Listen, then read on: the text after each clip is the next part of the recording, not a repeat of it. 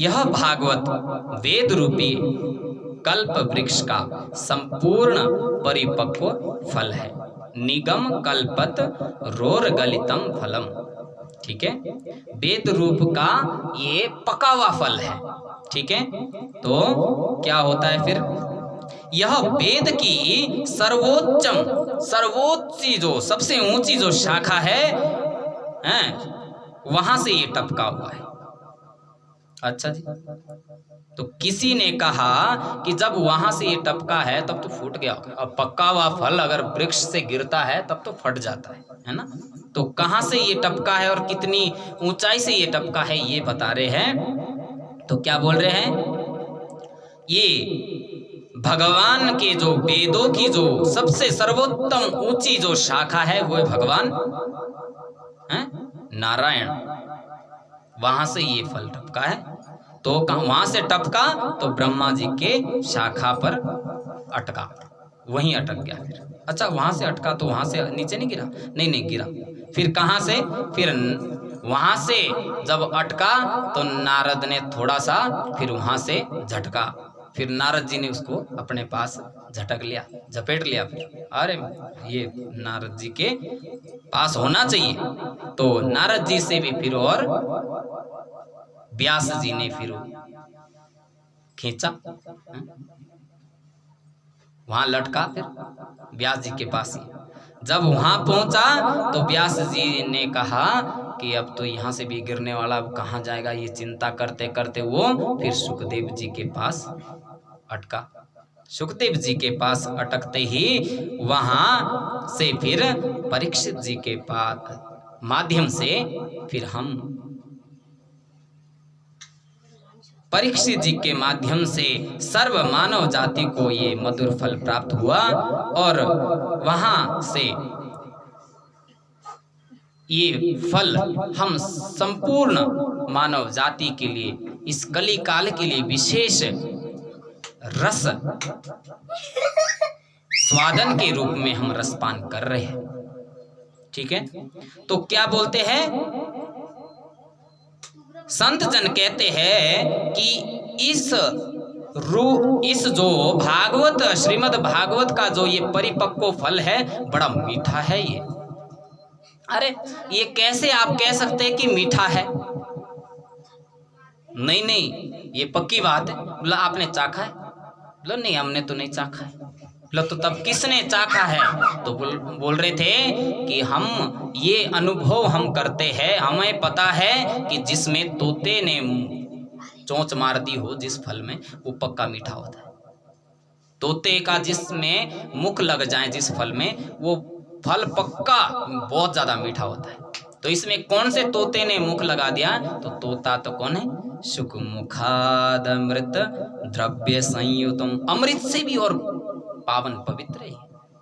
सुखदेव जी का मुख लगा हुआ है। तो सुखदेव जी का मुख लगा हुआ है, तो इसलिए कहा है कि रसिकों ने कि इसमें भावुकों को बारंबार इस रस का पान करना चाहिए। इसमें रसिका भुवि भावुकों को अनुमति दी।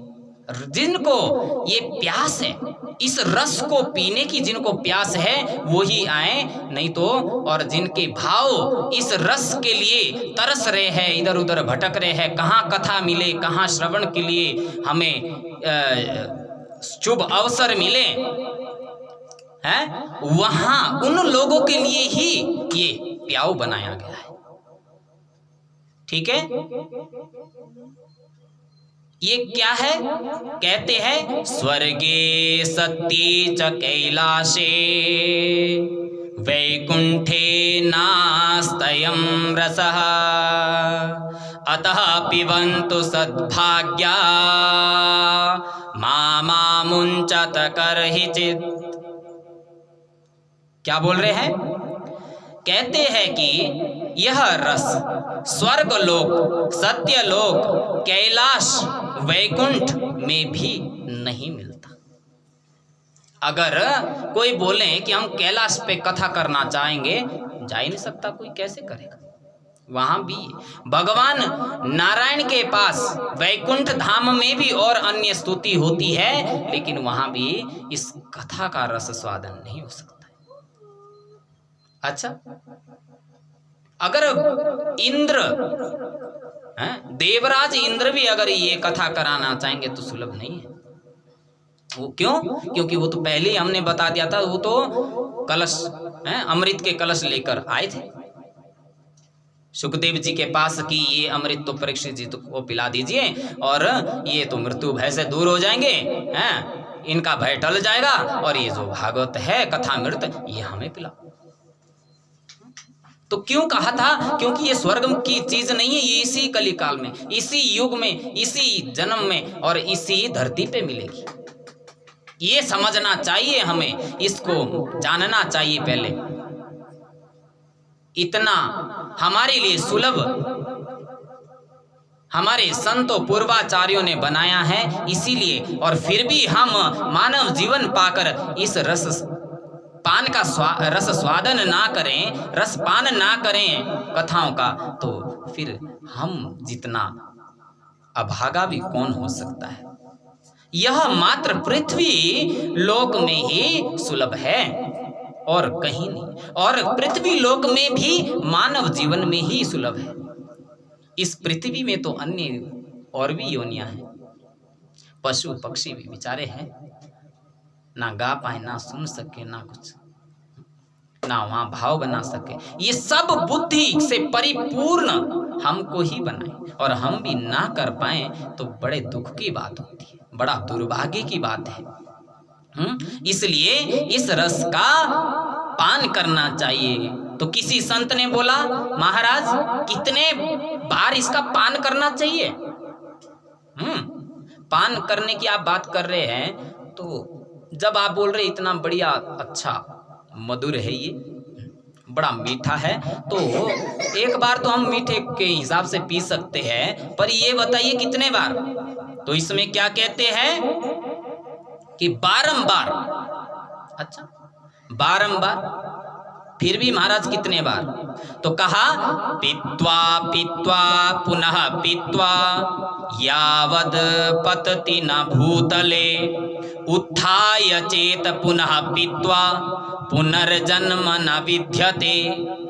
एक बार नहीं, पीत्वा पीत्वा पुनः पीत्वा, एक बार पियो फिर पियो, फिर पीते पीते जब तक तुम नीचे नहीं गिर जाए, जैसे आजकल शराबी हो जाते। यही बस भाव बदलने हैं। मैं उस रसपान की बात नहीं कर रहा, मैं इसकी भागवत की बात कर रहे हैं। इससे भी आदमी गिरने लग जाता है, परंतु इससे उससे गिर के मर जाएगा और इससे गिर के तर जाएगा। कहां तरेगा? पुनर्जन्म न विद्यते। जब थोड़ी सी चेतना आएगी, उत्थाय चेत पुनः पीत्वा, जब थोड़ी फिर जरूरत पड़े कि भैया हम थोड़े भगवान से दूर हो गए, भाव से दूर हो गए, तो फिर पीना चाहिए। फिर जब पिएंगे तो क्या होगा? पुनर्जन्म ना विद्यते, फिर दूसरे जन्म में के चक्कर में नहीं फंसना पड़ेगा। फिर तो हमें भगवान अपने धाम में ही बोलेंगे कि बेटा मेरे साथ यहीं रहो, यहीं अच्छे लग रहे आप। ये सुंदरता, ये ऐसा प्रेम हमारे प्रति भगवान तभी प्रकट करेंगे जब हम भगवान की कथा का रस स्वादन करेंगे, हैं?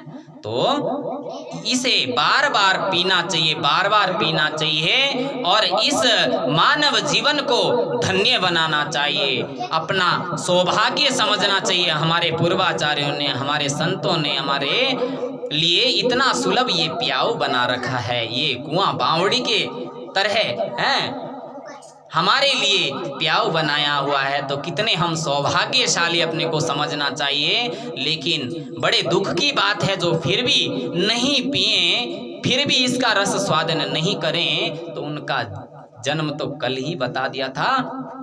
क्या कहा था कि उन्होंने तो माता को व्यर्थ में ही प्रसूति का कष्ट दिया है ना।